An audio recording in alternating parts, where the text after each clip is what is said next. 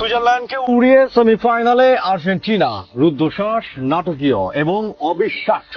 Football বিশ্বকাপের মঞ্চে আবারও আর্জেন্টিনার মহাকাব্যিক জয়। কানসাসের অ্যারোহেড স্টেডিয়ামে সুইজারল্যান্ডের ইস্পাত কঠিন প্রতিরোধ ভেঙে চুরমার করে সেমিফাইনালের টিকিট কেটে নিল লিওনেল মেসির আর্জেন্টিনা। 1-1 সমতায় নির্ধারিত 90 মিনিটের খেলা শেষের পর অতিরিক্ত সময় যা ঘটল তা ফুটবল ইতিহাস মনে রাখবে অনন্তকাল। 112 মিনিটে হুলিয়ান আলভারেজের সেই অতি মানবীয় বাঁকানো শট আর ইনজুরি টাইমের লাউতারো শেষ পেরে সুইসদের স্বপ্নকে স্রেফ মাটির সাথে মিশিয়ে দিল বিশ্ব চ্যাম্পিয়নরা।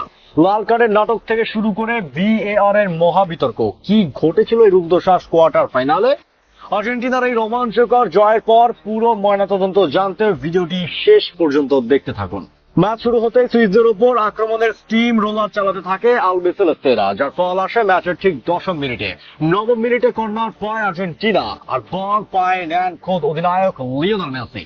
মেসির মাপা শট যখন বক্সের ভেতর উড়ে আসে তখন লম্বা সুইস ডিফেন্ডার ম্যানুয়েল আকাঙ্ক্ষী লাফিয়েও বলের আগাল পাননি, আর সেই সুযোগটাই বাদ পাখির মতো কাজে লাগান ম্যাক অ্যালিস্টার।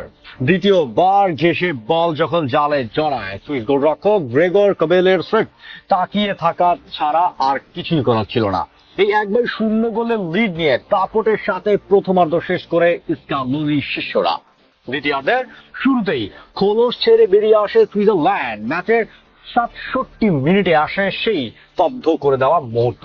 বাঁ দিক থেকে রদ্রিগেজের সঙ্গে চমৎকার 1-2 পাস খেলে বক্সে ঢুকে পড়েন এন্দোয়ে। এরপর এক কোনাকুনি শটে বাস পাখি এমিলিয়ানো মার্টিনেজকে পরাস্ত করে বল জালে জড়ান তিনি। 1-1 সমতায় ফেরে সুইজারল্যান্ড। তবে নাটকের তখনও অনেক বাকি ছিল। ম্যাচের 72 মিনিটে ঘটে এক অভাবনীয় ঘটনা। সুইস ফরওয়ার্ড ব্রেল এম্বলে পেনাল্টি আদায়ের জন্য বক্সের ড্রাইভ দিলে রেফারি প্রথমে পারভেজকে হলুদ কার্ড দেখান, কিন্তু ভিএআর এর রিপ্লেতে দেখা যায় পারভেজের সাথে কোনো স্পর্শই হয়নি এম্বলের। ফাউলের অভিনয় করার অপরাধে রেফারি উল্টো এম্বলোকে দ্বিতীয় হলুদ কার্ড তথা লাল কার্ড দেখিয়ে মাঠ ছাড়া করেন।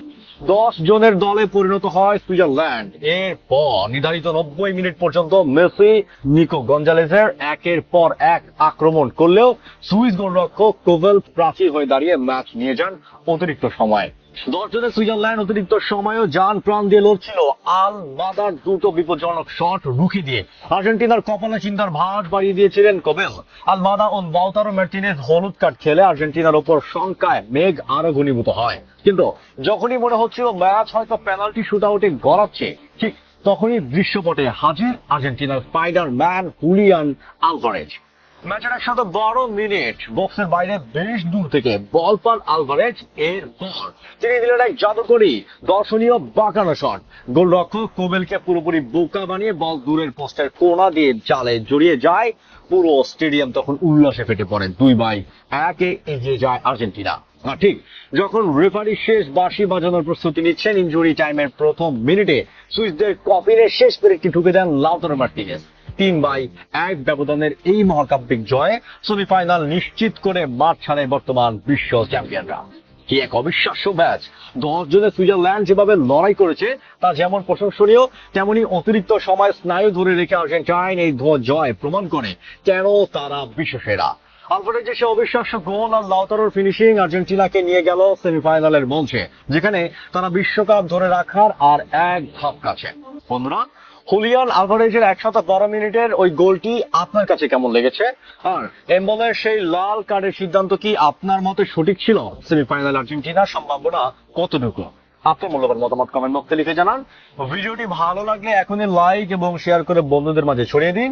এবং ফুটবলের এমন সব রোমাঞ্চকর ও রুদ্ধশ্বাস খবরাখবর সবার আগে পেতে আমাদের পেজটি ফলো দিয়ে চ্যানেলটি সাবস্ক্রাইব করে বেল আইকনটি অন করুন। দেখা হচ্ছে পরের ভিডিওতে খুব শীঘ্রই। ধন্যবাদ।